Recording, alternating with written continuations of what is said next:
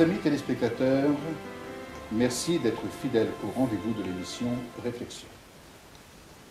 Aujourd'hui, dans l'émission Réflexion, je me trouve précisément à Haguenau, au nord de Strasbourg, et je me retrouve en présence d'un frère, en présence d'un ami, en présence du théologien Martin Buch. Je voudrais venir à un texte parce que, en t'écoutant, j'ai cette pensée qui me vient, corps céleste, niveau céleste. Alors, tu parlais d'ascenseur. Et je me baserai un peu sur ce texte qui est un peu le sujet de ma méditation ces temps-ci, où Jacob est là, avec ce songe, où il a cette échelle. Donc, Jacob est en train de dormir, et il a cette vision, il a ce songe, et il est dit que l'échelle était appuyée sur la terre, elle n'était pas suspendue entre ciel et terre, l'échelle était appuyée sur la terre, et son sommet était au ciel. Donc ce n'était pas une échelle qui était là, voyager, tiens, je te passe l'échelle, je la remonte. Non, il y avait vraiment chaque extrémité qui reposait, qui touchait tant la terre que le ciel, et les anges qui étaient là à monter et descendre. Et ce qui m'a interpellé dans la réflexion de Jacob, qui, je le rappelle encore, était en train de dormir, mais il reçoit tout un message de la part de l'Éternel.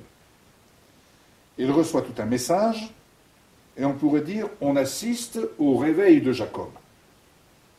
Il se dit, tiens, certainement l'Éternel est présent dans ce lieu. Et on pourrait dire que Jacob, et en t'écoutant, je pourrais penser aux téléspectateurs qui sont peut-être en train de se dire, mais là, notre frère Martin est en train de bousculer certainement nos croyances d'hier, des choses qu'on a vécues hier, et je peux très bien m'imaginer que Jacob, en son temps, a dû être bousculé, a dû voir toutes ses croyances ébranlées, au point de se dire, mais l'Éternel est certainement présent dans ce lieu. Or, pour autant, je pense que Jacob connaissait l'Éternel, il marchait avec sa parole, il allait de l'avant, et en tout lieu où il pouvait se déplacer, je pense qu'il avait la notion de dire, mais l'Éternel est dans ce lieu. Et là, à un moment donné, on sent qu'il y a une autre relation qui s'établit entre Jacob et l'Éternel. Et en t'écoutant, j'ai le sentiment que, je pense à tous ceux qui nous écoutent, qui sont en train de se dire, mais il faut que je change dans ma relation avec le Seigneur. Il y a une autre dimension de relation, et il y a cet aspect de dire, je prends l'ascenseur, autrement dit, je monte à l'échelle, je descends, je voyage, et je vais chercher, n'est-ce pas, ce qui me revient, ce qui m'a été donné. Comment pourrais-tu nous expliquer plus profondément cet aspect des choses, le fait de monter, de descendre, de vivre le céleste pour consumer tout du moins le terrestre. Comment pourrais-tu nous expliquer cela? Mais là encore, on se rend compte que c'était dans le songe. Oui. Et on sait tous que souvent, comment pourrais-je dire, quand on dort, il y a, je dirais, tous les freins, ce qu'on appelle le surmoi, hein, en psychologie, tous ces freins, toutes nos habitudes, toute notre pensée aussi, hein, dont je parlais tout à l'heure, qui a besoin d'être transformée, c'est atténué, ça s'atténue. Et souvent, dans le songe, et Dieu peut nous parler, comme il a parlé à Joseph, comme il a parlé il a parlé par des songes. C'est-à-dire qu'en fait, les obstacles sont déjà atténués, notamment quand on dort. Hein. Et ça peut aussi être dans l'inverse, hein, par les attaques de l'ennemi, ou dans le sommeil, il peut nous attaquer aussi. Hein. Donc là, c'était effectivement cette échelle qui monte, qui descend. Jacob a compris à ce moment-là que Dieu était véritablement avec lui, c'est-à-dire qu'il avait en quelque sorte reçu la bénédiction. C'était, entre guillemets, hein, si je puis dire, avant l'épisode pas très net, hein, mais disons, bon, il allait chercher la chose importante. La chose importante. Il est allé chercher la bénédiction, c'était pas très correct vis-à-vis d'Ésaü quelque part, mais bon, qu'est-ce que vous voulez, Ésaü a vendu la bénédiction pour un plat de lentilles. Je veux dire que Ésaü, il avait faim, il a été à la chasse, bon, il a vendu le meilleur pour un plat de lentilles, pour quelque chose de terrestre. Il a vendu le céleste pour quelque chose de terrestre, d'immédiat. Hein, consommation immédiate, j'ai faim, j'ai soif, hop. Vite que j'ai quelque chose, et puis hop, la bénédiction, ça viendra après. Bon, c'est vrai, après Jacob, il a louvoyé. Hein. Donc il a eu cette vision du ciel ouvert, disons-le, avec donc cette possibilité d'aller dans les lieux célestes. Il savait à ce moment-là, d'ailleurs il a fait un hôtel, Dieu est avec moi. Et tout ce qui a suivi, l'a prouvé. Et Dieu l'a béni tant au niveau matériel qu'au niveau de la descendance, qu'au niveau de toutes ces choses. Et même Ésaü ne l'a pas trucidé à son retour, hein. Bien qu'il ait eu très peur, hein, parce que Ésaü c'était un guerrier, alors que lui c'était un berger, hein, il n'était pas tout à fait... il voulait plutôt faire avancer les femmes et les enfants. Femmes et les enfants d'abord, avec les moutons, à la rencontre d'Ésaü, quoi. Hein, et puis, mais c'était les femmes et les enfants. C'était un Jacob, c'était quand même un... Bref, mais bon, Dieu a arrangé le coup, hein. Et puis, bon, bah, ça s'est bien passé par la suite.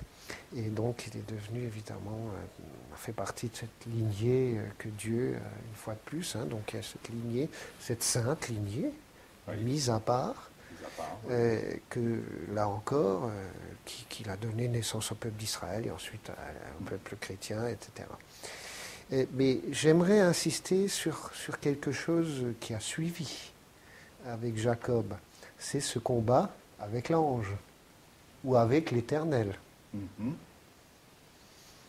Et vous savez, quand on passe du terrestre vers le céleste, il peut y avoir une sacrée bagarre. Il a combattu toute la nuit. Toute la nuit, il a combattu. Évidemment, il y a eu des traces aussi. Hein. Un déhanchement. Bon, à l'époque, on n'opérait pas encore les hanches. Hein. Donc, bon, ben voilà. Mais le terrestre a pris un coup. C'était comme presque... Ce handicap est devenu un signe de ce combat, qu'il s'est bagarré avec Dieu. Et notre nature terrestre, qui va d'ailleurs être mangée par le feu, on le sait très bien, c'est marqué dans l'épître de Pierre, hein. Et il y aura un déluge de feu, donc ça va manger le terrestre. Et ça passera. C'est marqué un autre passage, ça passera. Donc il y a eu un choc, hein, le choc des titans. Et après cette bagarre, ben, qu'est-ce qu'il a fait? Ben, bénis-moi. Il a compris. Il a voulu d'emblée avoir le céleste aussi. Donc, ces hommes de foi, que ce soit les prophètes, que ce soit Jacob, que ce soit Moïse, évidemment, enfin, tous ces gens ont eu des connexions très fortes avec Dieu et ils ont agi par la foi, là, donc la foi encore, c'est essayer de rassembler le céleste vers le terrestre, et on fonctionnait comme ça. On est bien d'accord, les chrétiens, bah oui, j'essie par la foi.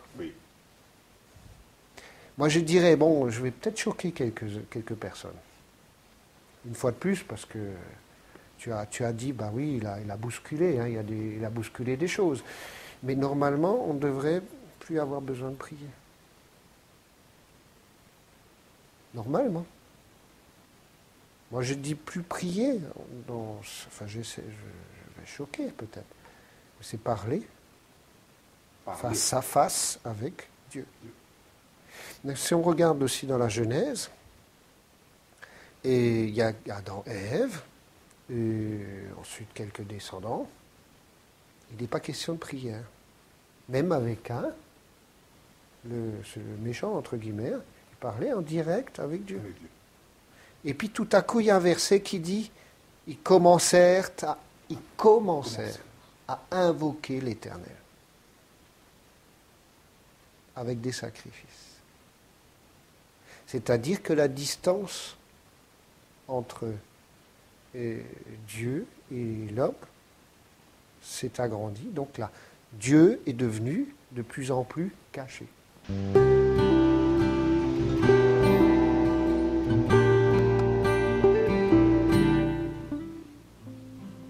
Et si on revient à l'image de la croix, la résurrection et à cette vision, ce songe, c'est que Dieu ne veut plus être un Dieu caché.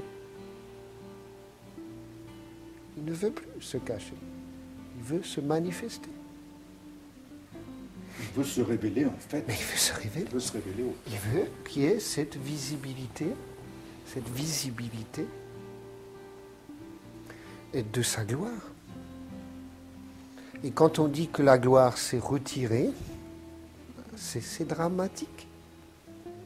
Alors la présence de Dieu se retire.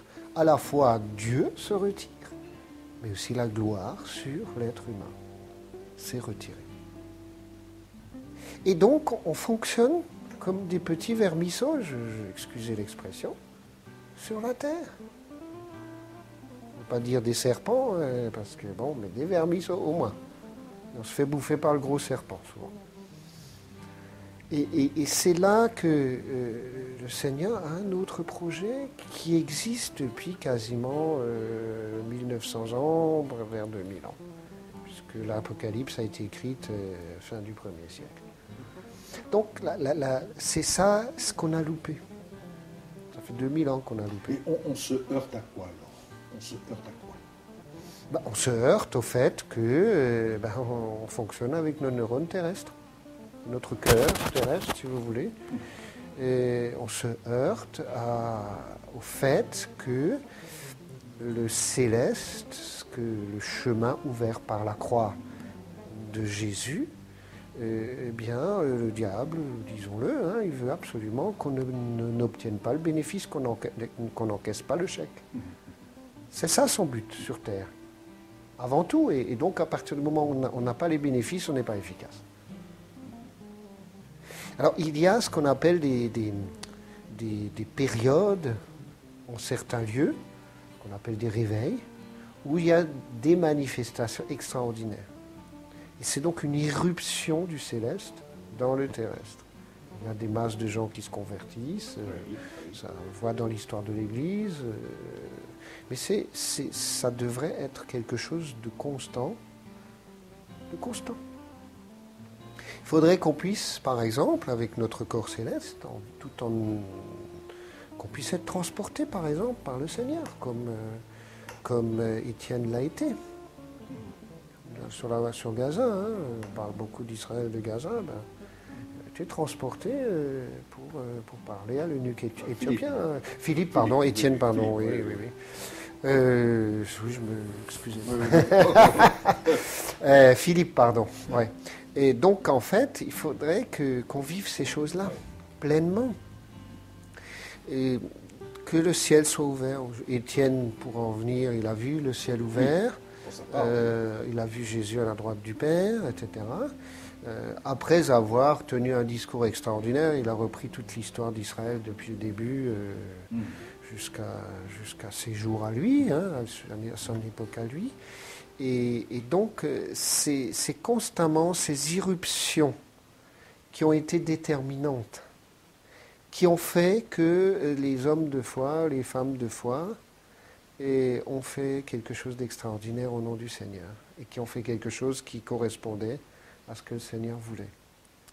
Mais l'époque aujourd'hui, c'est quoi? C'est de dire que l'Église dans son entier est appelé à rentrer dans cet extraordinaire, dans ce céleste, pour pouvoir faire dans son entier, par le Saint-Esprit, dont c'est le ministère majeur, de nous transporter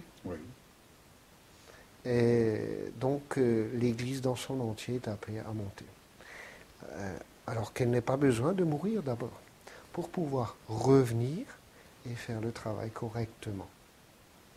Parce qu'on peut faire des choses correctement, plus ou moins correctement, qu'on pense que c'est correct, mais à un moment donné, on le voit chez certains serviteurs de Dieu aussi, on fait des choses extraordinaires, le Seigneur a fait des choses extraordinaires à travers eux, puis tout à coup, boum, c'était la chute. Hein, ou ils sont refroidis, ou j'étais fatigué, ou je ne sais quoi.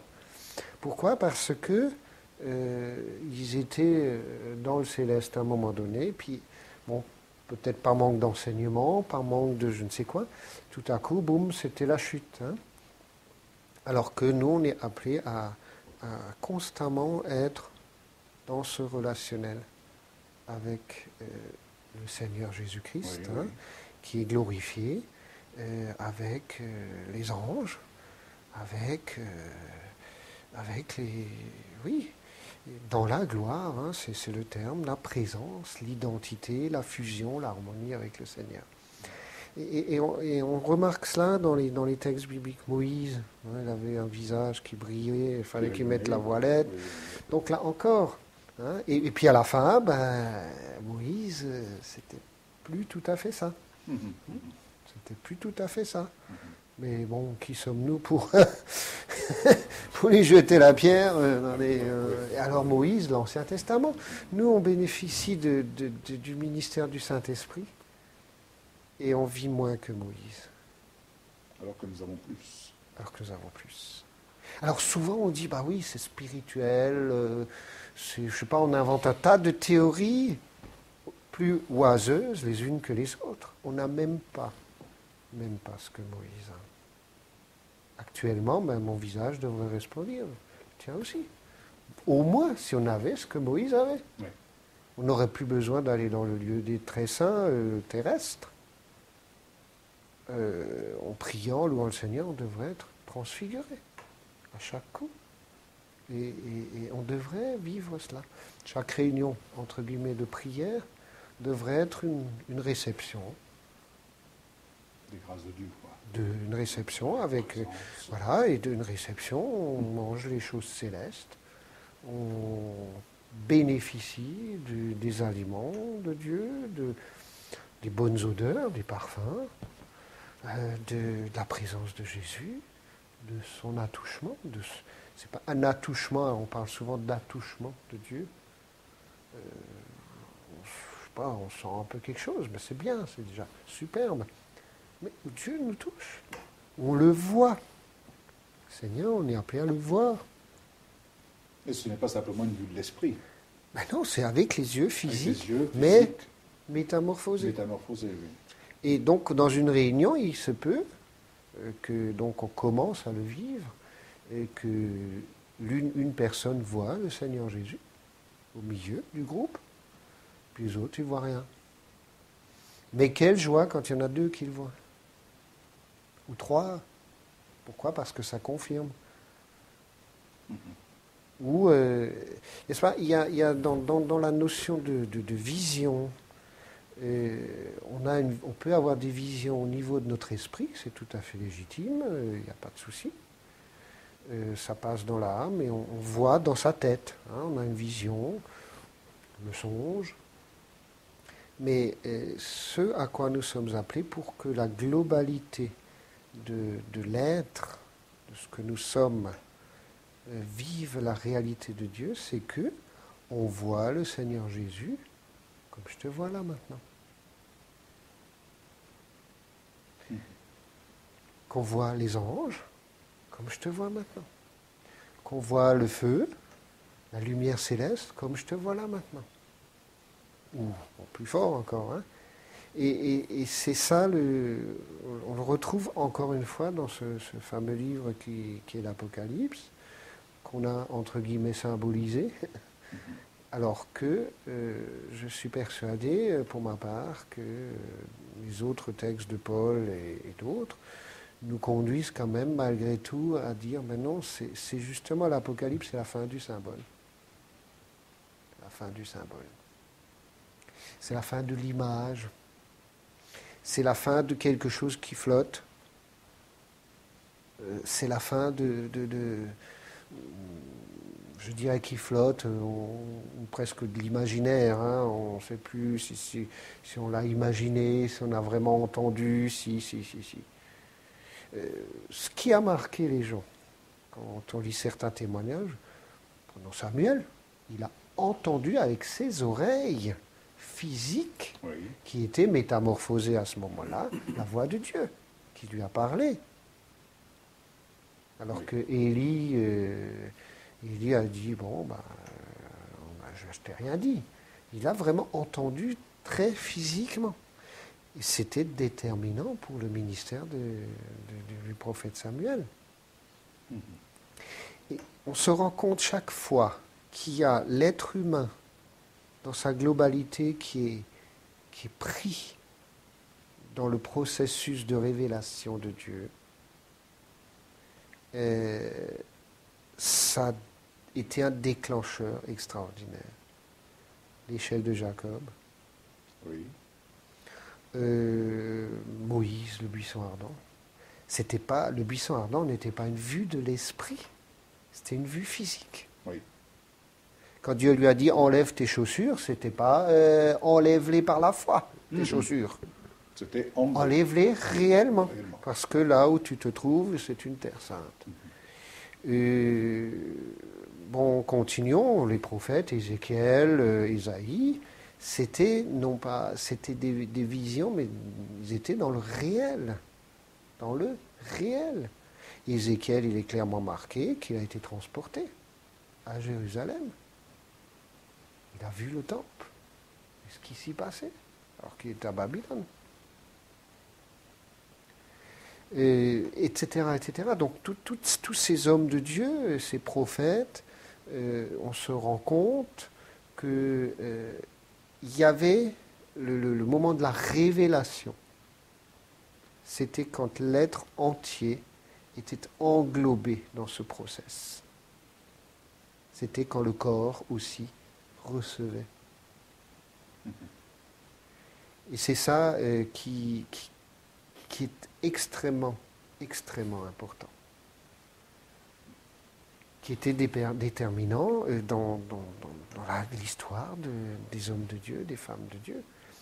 Marie. Prenons Marie. Ce n'était pas une vue de l'esprit quand l'ange est venu. Elle a vu physiquement l'ange. Et quand elle est tombée enceinte physiquement. Oui. Et quand elle a accouché de Jésus, c'était physiquement qu'elle a accouché de Jésus. Et le résultat, c'était extraordinaire. Donc, c'est simplement pour que nous comprenions la nouveauté, la nouvelle dimension. Qui est là à notre portée. Et qui est à notre portée, il faudrait abandonner le spiritualisme, entre guillemets, le symbolisme, les images, les expressions gelées par la foi. Il faut abandonner ça pour entrer dans le réel et dans le céleste. Chers amis, vous l'aurez bien compris, c'est un vaste projet, mais quel projet? Projet de gloire, projet dans lequel nous sommes invités à entrer, et tout comme je me trouvais là devant cette croix, et où j'invitais l'Assemblée à passer de l'autre côté de la croix, à venir, à entrer dans le lieu très saint, puisque la route nous a été ouverte par Jésus, je vous invite à entrer, tout comme nous l'a expliqué si précieusement notre frère Martin. Eh bien, ensemble, nous vous invitons à passer de l'autre côté. Vous pouvez recevoir le magazine Vie comblée sur simple demande écrite, adressée à TV Bicom, 8 avenue du Gouverneur Pierre Delsalle, 17 200 Royan, France.